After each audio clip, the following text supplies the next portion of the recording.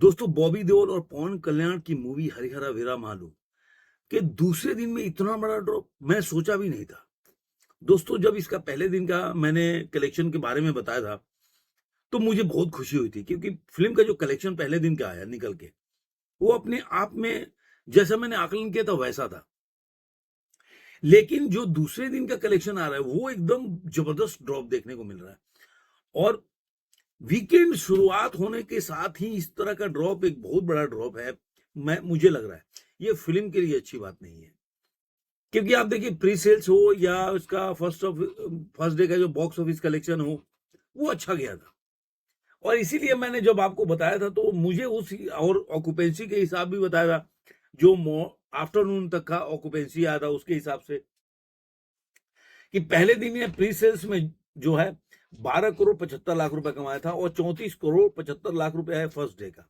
मैंने Wednesday Thursday को मिला के देखा जाए तो 47 करोड़ 50 लाख रुपया इसने अपने पहले दिन में इसने कमा लिया था। मैंने प्री सेल्स को मिलाकर और फर्स्ट डे के ओपनिंग थे। और इस तरह मतलब ये तेलुगु से 47 करोड़ में मेन तो ये तेलुगु की पिक्चर है 47 करोड़ 4 लाख, हिंदी में उसने 10 लाख, तो इस तरह से उसने कमाई की थी। ऑक्यूपेंसी भी इसकी अच्छी थी 57.39%। और जो फर्स्ट डे का जो अगर देखा जाए ग्रॉस इसका 58 था। ओवरसीज से 11 करोड़ कमाया और वर्ल्ड वाइड से 67 करोड़ का अगर देखा जाए तो वर्ल्ड वाइड में पहले दिन में 67। अब 67 से आप क्या आकलन कर सकते हो? जब मैं दूसरे दिन का इसका आकलन कर रहा था इसके ऑक्यूपेंसी के हिसाब से तो दूसरे दिन इसकी ऑक्यूपेंसी मेरे को देखने को मिल रही थी करीब 18% का ऑक्यूपेंसी देखने को मिल रही थी।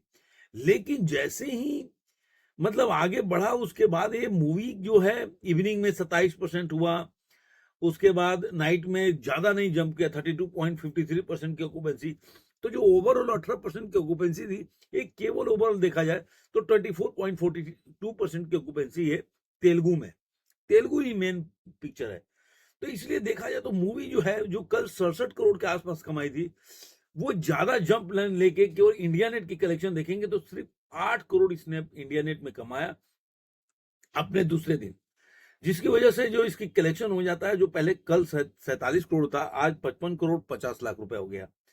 तो मेन इसमें जो है तेलुगु का ही है 55 करोड़ 15 लाख तो केवल इसने, बाकी जो 35 लाख है वो पूरे हिंदी हो गया, कन्नड़ हो गया, तमिल हो गया और मलयालम से मिला के कमाया। लेकिन जो इसकी जो अब 8 करोड़ कमाया तो अब इसकी जो बाकी जो मतलब जगह है ग्रॉस इसका 65 करोड़ और 40 लाख का आ गया। और केवल 1 करोड़ 10 लाख रुपए ओवरसीज से कमाया इसने।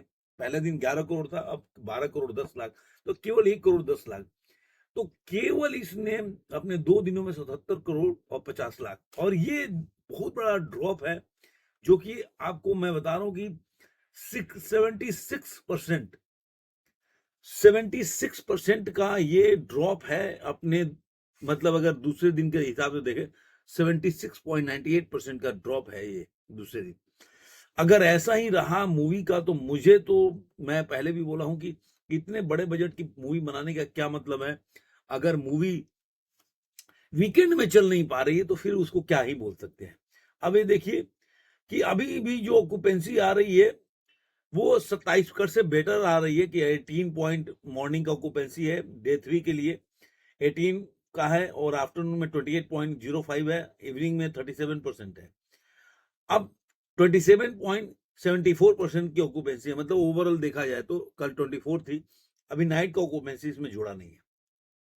तो इस हिसाब से जो कल 8 करोड़ कमाया था तो उस हिसाब से देखेंगे तो 10 करोड़ के आसपास कमाई और उसमें 11-12 करोड़ जोड़ देंगे तो 77 जो है वो अब 12 करोड़ उसमें जोड़ लीजिए तो कितना हो जाएगा 89 करोड़ के आसपास हो जाएगा। तो अगर मान लीजिए कि ये मूवी मैं बोला था 150 करोड़ भी क्रॉस नहीं कर पाती है सैटरडे को मतलब संडे तक, तो मुझे तो लग रहा है कि मूवी नहीं चल पाएगी क्योंकि 350 करोड़ का बजट होना बहुत बड़ा बात है। तो अब देखते हैं कि ये कितना सस्टेन कर पाती है या कितना मेकअप करती है अपने नाइट शो में और कल के दिन में, तभी इसके ऊपर कुछ हम बोल सकते हैं या उम्मीद की किरण नजर है। मेरे को तो उम्मीद की किरण नजर नहीं आ रही है। आपको वीडियो कैसा लगा जरूर कमेंट बॉक्स में बताइएगा। फिर मिलेंगे किसी और वीडियो में। आज के अंक में इतना ही।